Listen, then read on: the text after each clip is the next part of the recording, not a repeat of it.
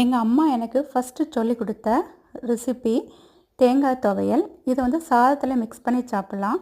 இது எப்படி பண்ணணும்னு சொல்லிவிட்டு அவங்க வெளியே போயிட்டாங்க. நானே எல்லா இன்க்ரீடியன்ஸும் எடுத்து வச்சு பண்ணினேன். இதுக்கு ஜீரகம் 1 ஸ்பூன், வத்தல் 1, பூண்டு 2 அரிசி, சின்ன வெங்காயம் 2, கல் உப்பு, புளி 2, கருவேப்பிலை, தேங்காய் எல்லாமே வந்து மிக்ஸி ஜாரில் போட்டு நம்ம அரைக்கணும், தண்ணி விடாமல். நான் இது ஒரு 9th 10th படிக்கும் போது இது நான் செய்தேன். ஆனால் இது அப்போ வந்து அம்மியில் தான் அரைப்பாங்க. துவையல் எல்லாமே அம்மியில் தான் அரைப்பாங்க. இது வந்து பட்டு போல் இருக்கக்கூடாது, கொஞ்சம் கொரப்பாக இருக்கணும். அப்புறம் இது வந்து இப்படி உருண்டை மாதிரி எடுத்து வைப்பாங்க துவையல்னாலே.